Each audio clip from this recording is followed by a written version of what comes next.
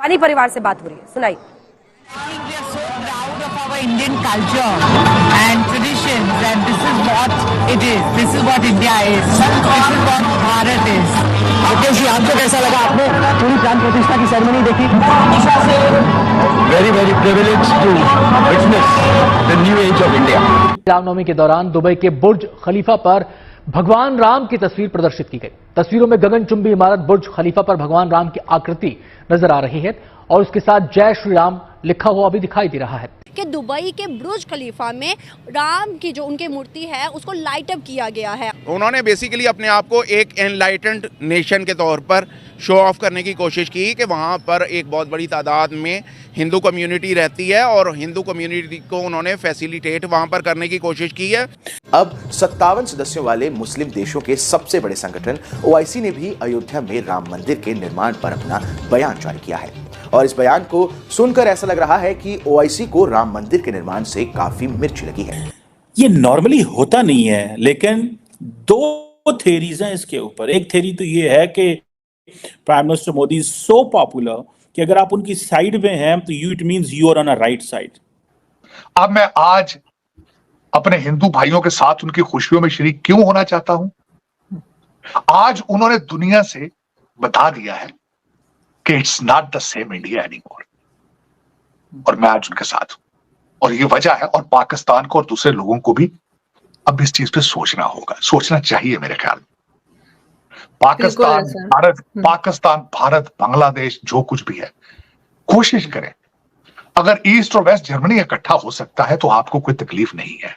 वहाँ पर उन्होंने बताने की कोशिश की है कि अगर हमारे इस मुल्क में बहुत बड़ी तादाद में हिंदू हैं तो हम उन्हें इस्लाम की तालीमात के मुताबिक आज़ादाना तौर पर रहने और उन्हें इबादत। कौम को जिसको एक बहुत गहरा जख्म दिया था उसके ऊपर आज मरहम लगा है। अखंड से लेकर यूनाइटेड किंगडम तक ऐसा सेलिब्रेशन का, ऐसा जश्न का, ऐसा एक हर्षोल्लास का जो मूड है वो आप देख ही रहे हैं।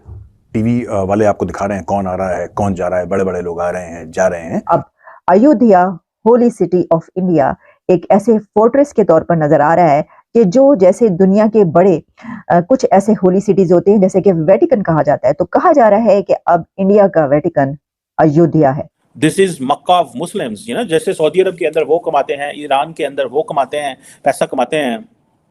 जो आयतुल्लाहs हैं इराक के अंदर, मौला अली अलैहिस्सलाम का वहाँ पे बड़ी रकम इस्तेमाल हुई है, कोई $200 मिलियन से ज़्यादा राम मंदिर के ऊपर खर्चा हुआ है। और कहा जा रहा है कि 1 लाख विजिटर्स हर रोज, 100,000 people will come there daily. तो ये तो $multi-billion प्रोजेक्ट है। जय श्री राम। आपको भी जय श्री राम।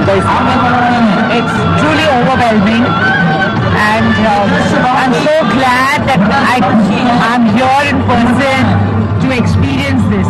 फिर अंबानी फैमिली पहुंचे और उन्होंने इस सेरेमनी में हिस्सा लिया, वहां पर मौजूद थे वो। तो इस तरीके से ये जो है वो इवेंट पूरी दुनिया में देखा गया। ये हमारा है, हम हैं यहाँ पे, और ये अब के बाद जो है ये एक $multi-million प्रोजेक्ट है और यहाँ से अब पैसा आएगा, ये एक पॉलिटिकल रेलेवेंस देगा। सो ये वेटिकन है, this is a Vatican of Hindus. मूर्ति है उसको लाइट अप किया गया है और दूसरी जानिब अमेरिका के टाइम्स स्क्वायर पर 1 घंटे का राम की पिक्चर्स, राम की वीडियोस वो दिखाई जा रही है। क्या वजूहत है सर कि दुनिया आज उनके एक बड़े इवेंट को हम कह देते हैं सेलिब्रेट कर रही है जिसमें हमारे मुस्लिम भी हैं? क्यों? तो बेसिक मुआशी फैक्टर सबसे पहले आता है उसमें।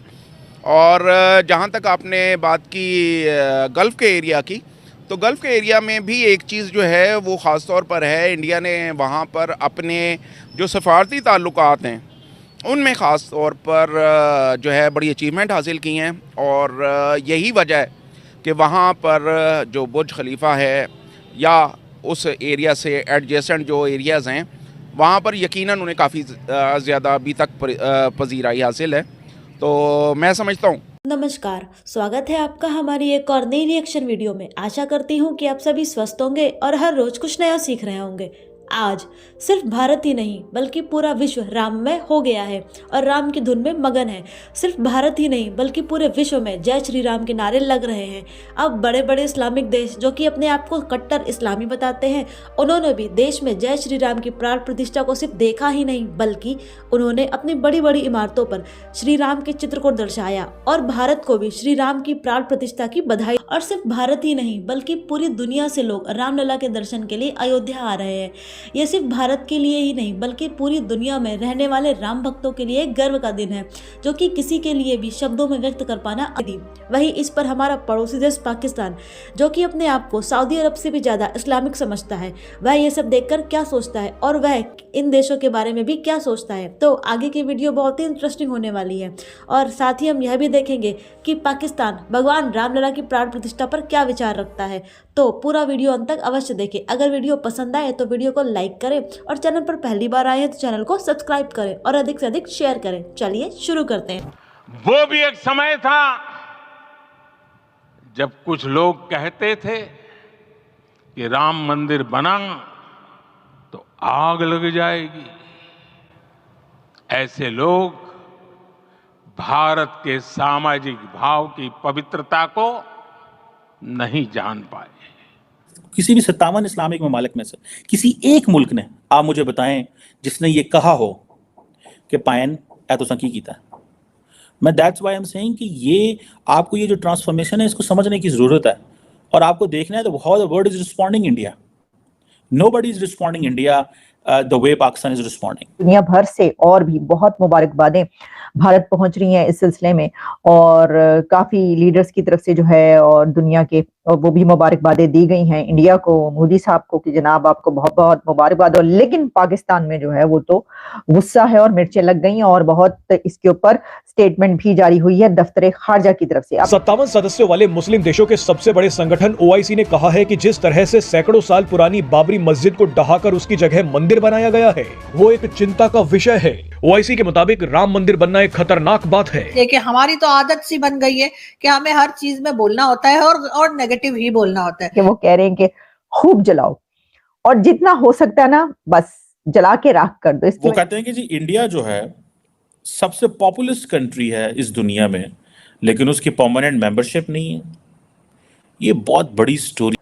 इंडिया के अंदर एक रिलीजियस टूरिज्म जो है वो स्टार्ट होने वाली है। अब कहा जा रहा है कि ये बड़ी रकम इस्तेमाल हुई है, कोई $200 मिलियन से ज़्यादा राम मंदिर के ऊपर खर्चा हुआ है और कहा जा रहा है कि 1 लाख विजिटर्स हर रोज 100,000 people will come there daily. ये ऑफिशियल एस्टिमेट्स बता रहे हैं वो। तो ये तो $multi-billion प्रोजेक्ट है। सो जिस तरह सऊदी अरब के अंदर अरबों डॉलर जो हैं वो सऊदीज कमा रहे थे, so India is going to get that attraction within all those places जहाँ पे हिंदू पॉपुलेशन ज़्यादा, फॉर इंस्टेंस श्रीलंका है, मॉरिशस है, नेपाल है, जहाँ जहाँ पे ये है। सो प्राइम मिनिस्टर मोदी ने ये जो प्रोजेक्ट किया है, so it is going to give India religio political and financial hub बनाएगा इंडिया को।